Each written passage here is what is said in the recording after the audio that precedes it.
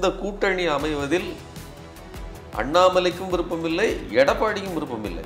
எடப்பாடி தன்னுடைய விருப்பத்தின் பார்ப்பட்டு இருந்து விசிட் வந்து அவர் விருப்பத்தின் அடிப்படையில் போல. அதாவது என்ன சொல்றதுன்னா, அதிமுக பல கால்குலேஷனை போட்டுச்சு. எப்படி விஜய் பல திட்டங்களை வகுத்து உள்ள இறங்கினாரோ அதே மாதிரி இவர்களும் சில திட்டங்களை போட்டிருந்தார்கள். குறிப்பாக திமுக கூட்டணி ஏதாவது ஒரு வகையில் பிரசாந்த் கிஷோர் போன்றவர்கள் அவரை போய் நெருக்கி பேசும்போது விஜயை எப்படியாவது அதிமுக பக்கம் இணைத்து விடலாம் அப்படிங்கிற நோக்கம் அவர்களுக்கு இருந்தது. என்ன காரணம் அப்படின்னா, ஆச்சி பாதாம் ட்ரிங்க். ஆச்சி பாதாம் ட்ரிங்க் ஒன்னு வாங்கினா ஒன்னு ஃப்ரீ. நீங்க எல்லாம் ஒன்னா இருந்து ஆகணும் அப்படிங்கிற ஒரு ஆர்டரை மேலிருந்து ஒரு பிராமணிக்கல் பியூரோக்ராட்ஸ் அவர்களுடைய கண்ணோட்டம் இங்கே வேலை செய்கிறது. ஏன்னா இப்போ சசிகலா அவர்களோ ஓபிஎஸ் அவர்களோ டிடிவியோ இவர்கள் வந்தா என்னுடைய இருப்புக்கே ஆபத்து வரும் அப்படின்னு பயப்படுற எடப்பாடி அவர்கள் இப்போ பாஜகவோட போனால் இதை விட பெரிய ஆபத்து வரும் இல்லையா? முக்கியமான கேள்வி. நான் இப்போ திமுக கூட்டணி இன்டாக்டா இருக்குன்னு ஒரு பக்கம் சொல்றீங்க, ஆனால் எடப்பாடியுமே இன்னும் அந்த பாஜக கூட்டணின்றது வெளிப்படையாக அறிவிக்கல. இப்போ இந்த தேர்தலுக்கு இன்னும் ஒரு ஆண்டுக்கு மேல இருக்கக்கூடிய சூழல்ல ஏன் திமுக கூட்டணி உடையாது, அதன் மூலமா வரும் அப்படின்னு எடப்பாடி எதிர்பார்க்க மாட்டாரா?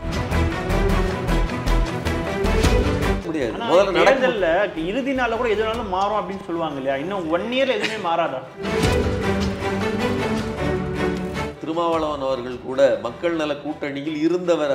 அவர் சொன்னாரு, 3வது கூட்டணி ஆட்சி அமைக்காது என்று தெரிந்தும் கூட அப்படிங்கிற வார்த்தையை பயன்படுத்தினார். அப்புறம் அண்டர்லைன் 3வது அணி ஆட்சி அமைக்காது என்று தெரிந்தும் கூட அப்படிங்கிறத நீங்க விஜய் வச்சுக்கணும். சுவைத்தவர் நெஞ்சுமெல்லாம் சமைத்தவர் நிலைத்திட எங்கேயும் ஸ்ட்ராங் கட்டு பெருங்காயம். வணக்கம், இது மின்னம்பலம். நான் விஷால் பொலிவர். இன்றைய சிறப்பு நேர்காணலில் நம்மோடு இணைந்திருக்கிறார் ஊடகவியலாளர் சுமன் கவி அவர்கள். வணக்கம். நலமா இருக்கீங்களா? சிறப்பா இருக்கு. எடப்பாடி பழனிசாமி அவர்கள் ஒரு எஸ்டிபிஐ மாநாட்டில் இதுக்கு மேலே 2026 பாஜகவோட கூட்டணி இல்லை அப்படின்றத அறிவிச்சாரு. திடீர்னு பார்த்தீங்கன்னா 2 நாளைக்கு முன்னாடி டெல்லி விசிட் பண்ணுறாரு. அமித்ஷா அவர்களை சந்திச்சு தமிழ்நாட்டினுடைய பிரச்சனைகளுக்காக தான் நான் பேசினேன் அப்படின்றதெல்லாம் சொல்கிறாங்க. எடப்பாடி அவர்கள் இந்த திடீர் மாற்றத்துக்கான காரணம் என்ன? தமிழ்நாட்டினுடைய பிரச்சனைகளை பற்றி பேசுவதற்கு 2 மணி நேரத்திற்கும் மேலே உட்காந்து பேச வேண்டிய அவசியம் என்ன இருக்குது அப்படின்னு ஒரு கேள்வி இருக்குது. அது மட்டும் இல்லாமல் நாங்கள் எதுக்கு போகிறோம் என்ன யாதுன்னு தெரிவிக்காமல் அப்படி பூடகமாக, அதாவது வரோன்னு சொல்லி இருக்கிற பத்திரிகையாளர்கள்ட்டெல்லாம் சரியான பதிலே சொல்லாமல் தான் ஓடிருக்காங்க. ஸோ அதாவது மறைமுகமாக இருப்பதாக அவர் நினைத்து கொண்டிருந்தாலும் பகிரங்கமாக தெரிவது என்பது கூட்டணிக்கான பேரத்தை இவர்கள் நிகழ்த்தியிருக்கிறார்கள் அப்படிங்கிறது தான். இன்னொன்று, கூட்டணி பற்றி பிறகு பேசுவோம் அப்படின்னு சொன்னாலும் கூட இது கூட்டணிக்கான ஒரு இதுதான். இன்னொன்று, அவர் பேசி முடித்த உடனே அமித்ஷா ட்விட் போடுறாரு இல்லையா, தமிழ்நாட்டில் என்டிஏ கூட்டணி ஆட்சி அமைக்கும் அப்படிங்கிற மாதிரி. அது மட்டும் இல்லாமல் இவர்கள் முன்னாடி பேசுனது அப்படிங்கிறது எப்போதும் அரசியல் ஒரு இது ஒன்று இல்லை, நிரந்தர பகைவனும் இல்லை நிரந்தர நண்பனும் இல்லைங்கிறது அதை அவர்கள் ப்ரூஃப் பண்ணியிருக்காங்க. பட் இந்த இன்னொரு விஷயம் என்னென்னா, இவர்கள் எதிரியாக கூட இல்லை. அதான் ரொம்ப முக்கியமானது. நான் முன்னாடியே சொல்லிகிட்டு இருந்தது, அதிமுக என்பது பாஜகவினுடைய ஒரு பி டீமாக தான் செயல்படுறது. அவங்களுடைய அந்த அஜெண்டாவுக்கு முழுவதுமாக ஒத்துப்போகிற கொள்கை கோட்பாடுகள் கொண்டவர்கள் தான் இவர்கள். இன்னும் சொல்லப்போனால் கொள்கை கோட்பாடெலாம் ஒன்றும் கிடையாது. இந்துத்துவம் எதை கேட்கிறதோ அதை அவர்கள் காலால் இட்ட பணியை தலையால் செய்கிற அளவிற்கு சிறந்த அடிமைகளாகத்தான் இவர்கள் செயல்பட்டு கொண்டிருந்தார்கள் இவருடைய ஆட்சி காலத்திலேயே. இதில் குறிப்பாக பார்க்க வேண்டியது, ஜெயக்குமார் அவர்களே ஒரு பேட்டியில் சொல்லியிருந்தார் பிரஸ் மீட்டில், என்னன்னா இவங்களோட கூட்டணி வைக்காம இருந்தது நான் ராயபுரத்தை ஜெயிச்சிருப்பேன் அப்படின்னு சொல்லிட்டு. அப்போ சட்டமன்ற தேர்தல் வருகிறது அப்படின்னும் பொழுது இதை கன்சிடர் பண்ணலையா எடப்பாடி? கண்டிப்பாக. அதாவது என்னென்னா, முன்னாடி பல்வேறு விதமான யூகங்கள் இருந்தது. சமீபத்தில் பேசின ஒரு பத்திரிகையாளர் கூட சொல்கிறாரு, என்ன சொல்கிறாருன்னா, இந்த கூட்டணி அமைவதில் அண்ணாமலைக்கும் விருப்பமில்லை, எடப்பாடிக்கும் விருப்பமில்லை. எடப்பாடி தன்னுடைய விருப்பத்தின் பார்ப்பட்டு இருந்து விசிட் அவர் விருப்பத்தின் அடிப்படையில் போல. அதாவது என்ன சொல்றதுன்னா, சூழ்நிலையின் நிர்பந்தம் பிளஸ் பாஜகவின் நிர்பந்தம் ரெண்டையும் நம்ம கருத்தில் கொள்ள வேண்டும். சூழ்நிலையின் நிர்பந்தம் அப்படிங்கிறது அதிமுக பல கால்குலேஷனை போட்டுச்சு. எப்படி விஜய் பல திட்டங்களை வகுத்து உள்ள இறங்கினாரோ அதே மாதிரி இவர்களும் சில திட்டங்களை போட்டிருந்தார்கள். குறிப்பாக திமுக கூட்டணி ஏதாவது ஒரு வகையில் விசிகாவோ அல்லது சிபிஎம் சிபிஐ ஏதாவது ஒரு கட்சி பிரிஞ்சு கைக்கு வரும் அது போக இன்னும் இதர கட்சிகள் நீங்கள் போன எலெக்ஷன்லேயே பார்த்தீங்கன்னா பாமகவை தன்வசப்படுத்தலாம் அப்படிங்கிற முயற்சியெல்லாம் இவர்கள் செய்து பார்த்தார்கள், எதுவும் எடுபடலை. இன்னொன்று தாவேகா அதிமுக அப்படிங்கிற அந்த கூட்டணிக்கான முயற்சிகளும் அரசல் புரசலாக பேசப்பட்டதே தவிர அந்த கூட்டணி ஒன்று சேருவதற்கான வாய்ப்புகள் குறைவாக இருந்தது. நான் இதை முதல்லே சொன்னேன். யார் முதல்வர் வேட்பாளர் அப்படிங்கிற அடிப்படையில் இந்த தேர்தலை இவர்கள் எதிர்கொள்வார்கள். விஜய் அந்த இடத்துல சிக்கலாயிரும். அவருக்கு நான் தான் ஹீரோ, நான் தான் இந்த கூட்டணியை நகர்த்தி செல்வேன் அப்படிங்கும்போது இந்த கூட்டணி அமைவதற்கு வாய்ப்பு இல்லைன்னு சொன்னோம். இருந்தாலும் கூட பிரசாந்த் கிஷோர் போன்றவர்கள் அவரை போய் நெருக்கி பேசும்போது விஜயை எப்படியாவது அதிமுக பக்கம் இணைத்து விடலாம் அப்படிங்கிற நோக்கம் அவர்களுக்கு இருந்தது. என்ன காரணம் அப்படின்னா, அப்படி இணைத்தால் அது ஒரு மிக வீச்சான ஒரு கூட்டணியாக இருக்கும். இந்த தமிழ்நாட்டு சூழலில் ஒரு ஸ்ட்ராங்கான அலையன்ஸா இருக்க வாய்ப்பு. ஆமா, ஒரு மாற்றத்து ரெண்டு விஷயங்க. ஒன்று, நாங்க மதவாதத்துக்கு துணை போக மாட்டோம் அப்படின்னு சொல்லுகிற இவர்களுடைய அந்த பிரச்சாரத்துக்கு, அந்த வார்த்தைகளுக்கு வலு சேர்ப்பதாக இருக்கும். அது மட்டும் இல்லாம விஜய் அப்படிங்கிற அந்த புது ஃபோர்ஸ், அவர் எதையோ மாற்றத்தை தருவார் அப்படின்னு மக்கள் நம்பலாம் இல்லையா? புதுசா புது வாக்காளர்கள் அல்லது ஏற்கனவே போட்டு கொஞ்சம் சலித்து போயிருப்பவர்கள், யாருக்காவது போடலாம்னு நினைப்பவர்கள், இவர்கள் எல்லாம் விஜய்க்கு போடுவார்கள். இப்போ அந்த அடிப்படையில் ஒரு புது மாற்றத்தை ஏற்படுத்துவதற்கான கூட்டணியாக இது அமையும் அப்படிங்கிற எண்ணம் விஜய் தரப்பில் இவருக்கு இருந்தது. யாருக்கு? அவருடைய ஆலோசகராக இருந்த பிரசாந்த் கிஷோருக்கு இருந்தது. அதனால அவர்கள் அந்த பக்கம் இருந்து நெருக்கினாங்க. இப்போ வரலுமே இந்த கூட்டணியை பிரசாந்த் கிஷோர் சபித்து கொண்டு இருக்கிறார். அதாவது போய் சந்திச்சுட்டு வந்தது கண்டிப்பா பாஜக கூட்டணி அமையாது, அமைந்தாலும் உருப்படாது அப்படிங்கிற மாதிரி தான் அவர் அதை பேசி கொண்டிருக்கார். அதோட பொருள் என்ன அப்படின்னா, விஜயும் அதிமுகவும் சேரணுங்கிற எண்ணம் அவருக்கு இருக்கிறது. ஆனா அந்த இன்ட்ரெஸ்ட் விஜய்க்கு இருக்கிறதா அப்படிங்கிற கேள்வி கேட்டோம்னா அது வாய்ப்பு குறைவு. இன்னொன்று, வந்தா பார்க்கலாம் வரட்டா போலாங்கிற மாதிரி அதிகமான சீட்டுகளை கேட்டு பார்த்தாங்க. 110 சீட்டு கிட்ட விஜய் தரப்பில் கேட்கப்பட்டதாக சொல்லப்படுகிறது. கிட்டத்தட்ட 234 114 50%, 48% கேட்டதா.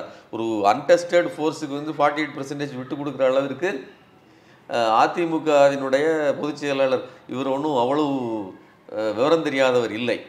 அப்போ இந்த கூட்டணி அமைவதற்கு வாய்ப்பு இல்லை. அப்படிங்கும்போது அதிமுகவுக்கு வேற என்னதான் வழி? கடைசி ஆப்ஷனா தான் பாஜகவை எடுத்தாங்களா? கடைசி ஆப்ஷனா பாஜகவை அதிமுக எடுத்துக்கொண்டது ஒன்று.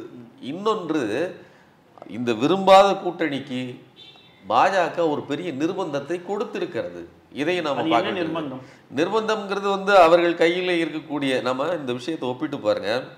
ஜனவரியில அதிமுகவை தன்வயப்படுத்துவதற்கு இடி சிபிஐ போன்ற ஆயுதங்களை பயன்படுத்துகிறதா அப்படின்னு சொல்லி நயினார் நாகேந்திரன்ட்ட கேட்டதுக்கு, நாங்கள் அப்படிலாம் எந்த ஆயுதங்களையும் பிரயோகிக்க வேண்டியதே இல்லை, வாங்கன்னு சொன்னாலே வந்துடுவார் எடப்பாடி அப்படின்னு பதில் சொல்லியிருக்காரு. நீங்கள் இதையெல்லாம் ஒப்பிட்டு பாருங்க. ஜனவரியில் 2 மாதத்துக்கு முன்னாடி சொன்ன அந்த வார்த்தைகளுக்கும் இன்னைக்கு நடந்திருக்கிற நிகழ்வுகளுக்கும் உள்ளதை ஒப்பிட்டு பாருங்க. அதே மாதிரி சில தினங்களுக்கு முன், அதாவது இந்த மாத தொடக்கத்தில் 10ஆம் தேதி 6ஆம் தேதி வாக்கில் அவர் ஒரு மீட்டிங்கில் கலந்துட்டு எடப்பாடி பேசியதை பாருங்க. எங்களுக்கு ஒரே இலக்கு, அது திமுக தான் அப்படிங்கிறாரு. ஸோ அது அந்த இடத்துலையே சமிக்கை கொடுக்கப்பட்டு விட்டது, பாஜகவோடு நாங்கள் போகிறதுக்கு தயாராக இருக்கோம்னு. அதனால இவர்கள் இன்னைக்கு, அதாவது இதை பற்றி எங்களோட கூட்டணி இல்லைன்னு சொல்லி வெளியில மறைச்சுக்கிட்டாலும் கூட நடந்திருப்பது கூட்டணிக்கான பேச்சுவார்த்தை தான். ஆனால் இங்கே ஒரு கேள்வி என்னன்னா, இப்போ இதுக்கு முன்னாடி மோடி அவரோட 2வது ஆட்சி காலத்திலே கூட்டணின்றது முறிஞ்சிடுச்சு. அன்னைக்கே பார்த்தீங்கன்னா பாஜக ஒரு பெரும்பான்மை அரசாங்கமாக இருந்தது. இன்னைக்கு பெரும்பான்மை இல்லாத அரசாங்கமாக இல்லாத போது இப்போ எதுக்கு இந்த ஈரி ரைட் இதை பற்றி எடப்பாடி பயந்து அதுக்காக ஏன் கூட்டணி போகணும்? இல்லை, இப்போ நீங்கள் பெரும்பான்மை இல்லைன்னு சொன்னாலும் கூட பாஜக அரசு என்பது பெரும்பான்மை இல்லாத ஒரு அரசால நடந்துக்கிடலையே. நீங்கள் அவர்கள் கையில் 2 பேர் அவர்களுக்கு தேவையானதை கொடுத்தால், அவர்களுக்கு என்ன வேண்டுமோ அதை கொடுத்தால், இவர்களுக்கு விசுவாசமாக இருக்கிற இடத்துல தான் இன்னைக்கு நிதிஷ்குமாரும் சந்திரபாபு நாயுடு இருந்துகிட்டு இருக்காங்க.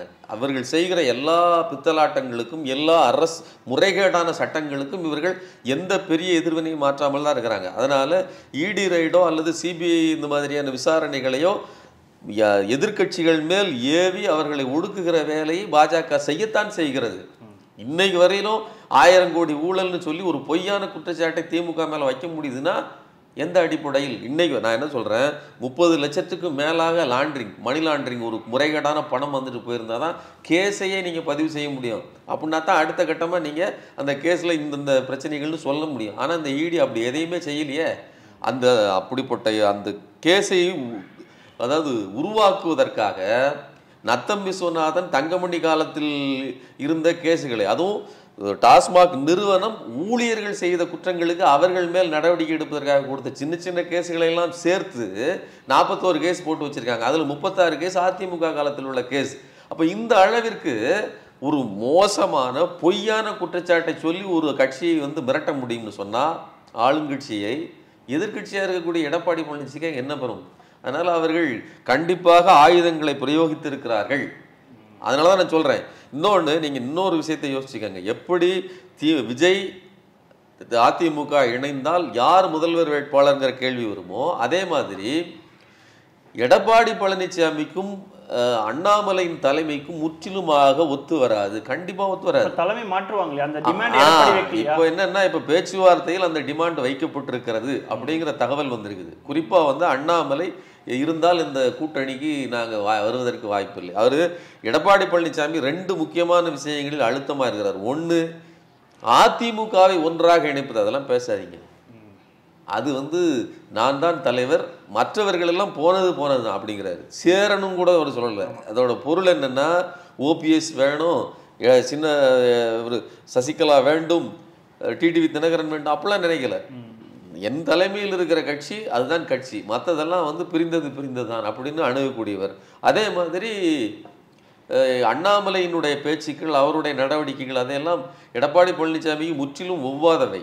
அதனால இன்னொன்று, கடந்த காலங்களில் எவ்வளோ மோசமாக பேசியிருக்காரு அண்ணாமலையின் பேச்சுக்கள் என்பது அவ்வளோ மோசமானது. நான் என்ன சொல்கிறேன்னா, அண்ணாமலை ஒரு பக்கம் அதிமுகவை திட்டார், அதிமுக அதற்கு பதில்வினை ஆற்றுகிறேன்னு சொல்லித்தான் இவர் ஜெயக்குமார் சொல்லி பேசியிருக்காரு. அவர் பேசின வார்த்தைகள்லாம் கேட்கும்போது, நான் முடிசூடா மன்னனாக இருந்தேன், அந்த அளவுக்கு 25 வருஷமா நான் ராயபுரம் தொகுதியில் இருந்தேன், இவர்களோடு சேர்ந்து போட்டியிட்டதன் காரணமாகத்தான் நானே தோற்று போனேன். அதிமுக தோற்றதுங்கிறது ரெண்டாவது, நான் தோற்று போனதுக்கு காரணமே பாஜக தான் சொல்லி புலம்பியதெல்லாம் இன்னைக்கு இணையதளத்தில் இருக்குது. வெறும் ஒரு 8 மாதம் தான் ஆயிருக்குது. போன ஜூலை மாதம் தான் அதை பேசியிருக்காப்புல, 24 ஜூலை. இன்னொரு கேள்வி இருக்குல்ல, இப்போ அதிமுக ஒன்றிணைந்தால்தான் பலப்படும் சொல்லி ஒரு பேச்சு ஒன்று போயிட்டு இருக்கு.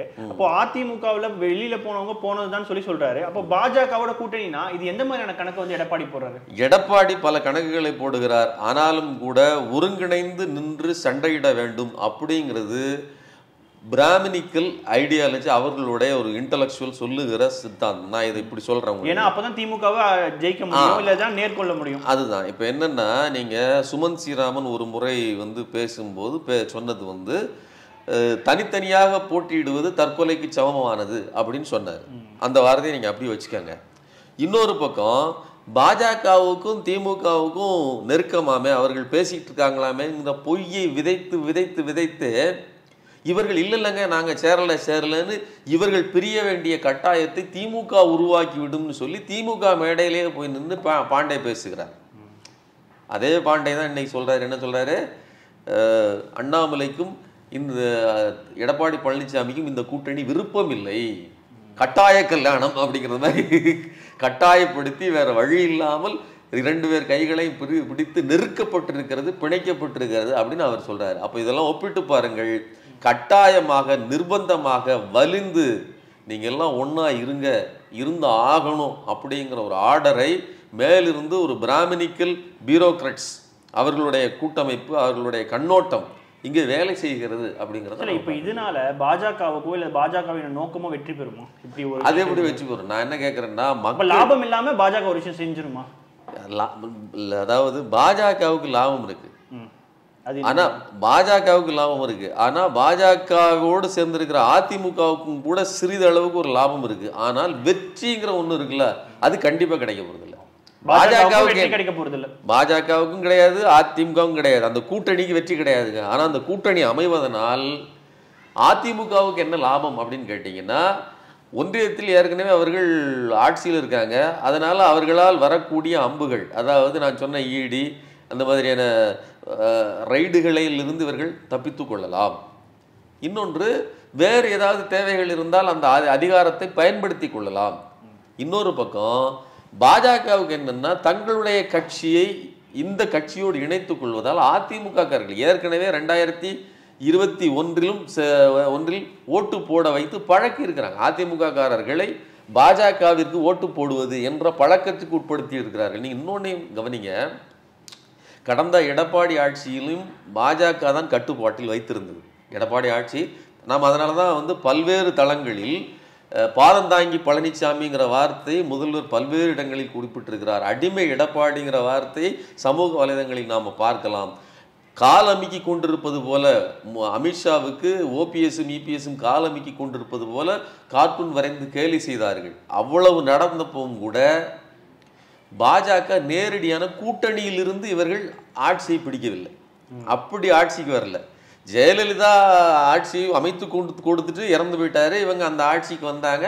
அந்த ஆட்சி இவர்கள் தங்கள் கைப்பாவையாக மாற்றி கொண்டாங்க. ஆனா இப்ப இருக்கிற இவர்களுடைய திட்டம் என்னன்னா, தாங்களும் சேர்ந்து இந்த தேர்தலில் ஈடுபட்டு அதன் மூலமாக ஒரு குறிப்பிட்ட அளவு வாக்கு சதவீதத்தை பெறுவது, ஒரு முக்கியத்துவத்தை பெறுவது அப்படிங்கிறது. முற்றிலுமாக அவர்கள் வெற்றி பெறாவிட்டாலும் கூட இரண்டாவது இடத்திலும் கூட ஒரு நாகரிகமான இடத்தை பெற முடியும்னு சொன்னா அந்த இடத்தில் பாஜகவின் வலு கூடும் இல்லையா? அதிமுக வாக்காளர்களும் சேர்ந்து ஓட்டு போடுவாங்க, பாஜகவின் வலு கூடும் இல்லையா?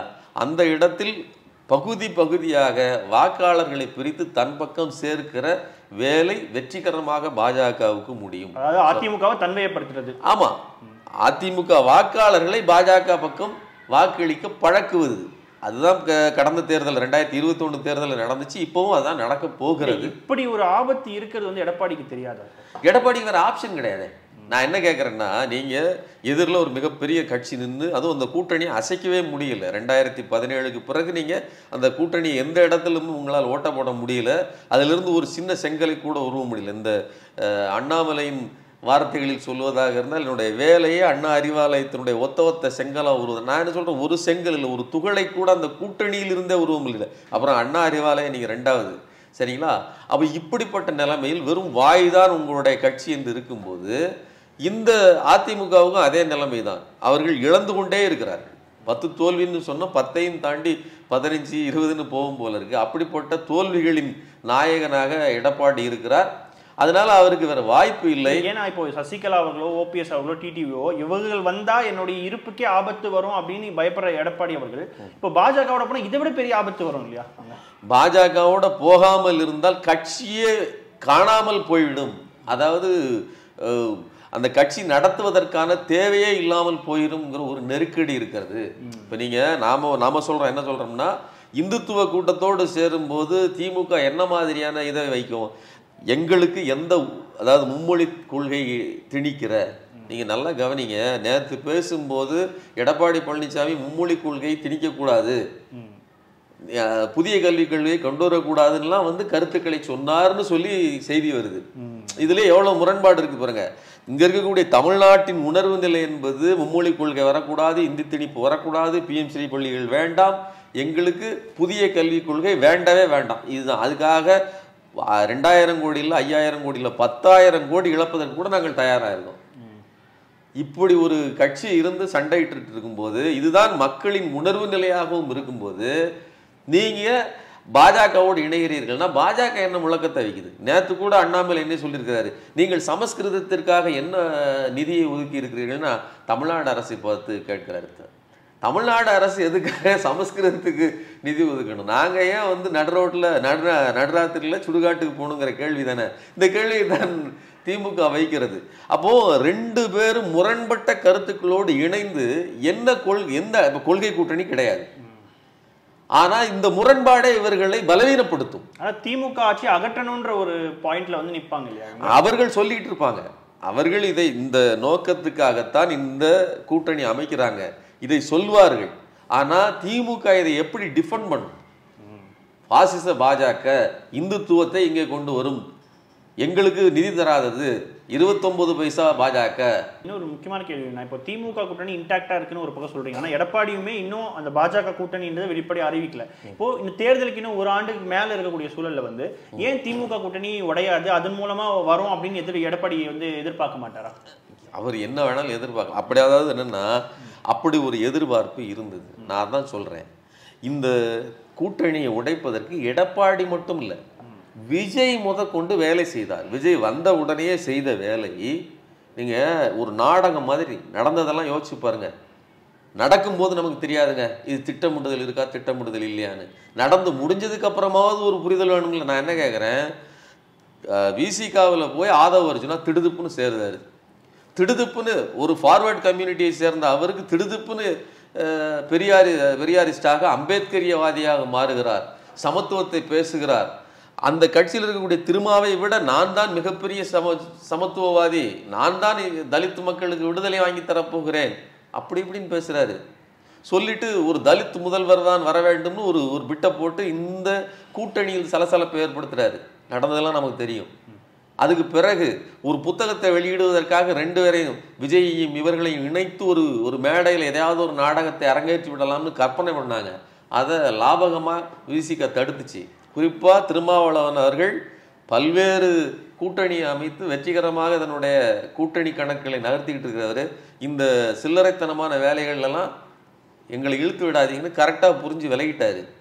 அப்போது மொத்தத்தில் அதுக்கப்புறம் அவருடைய கூடாரத்துக்கு தாவேக்காவுக்கே இன்னைக்கு போய் ஆதவர்ஜனா சேர்ந்துருக்கிறாருன்னா எவ்வளவு பெரிய திட்டம் பாருங்க.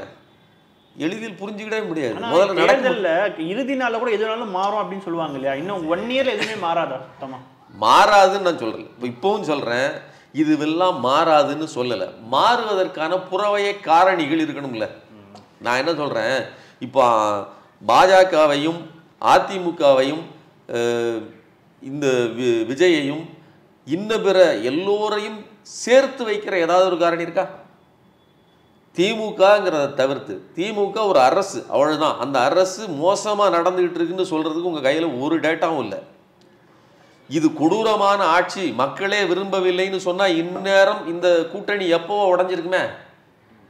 இப்ப நீங்க நான் என்ன சொல்றேன், இவர்கள் இவ்வளவு முயற்சிச்சிருக்க வேண்டிய அவசியமே இல்லை. கூட்டணின்றது வந்து பாஜக எதிர்ப்பு அடிப்படையில் தானே இருக்கு. அதான் சொல்றேன். அப்போ இங்க நடக்கிற கூட்டணி, அதாவது என்னன்னா இந்த கூட்டணி பாஜக எதிர்ப்புங்கிற அடிப்படையில் இருக்கா?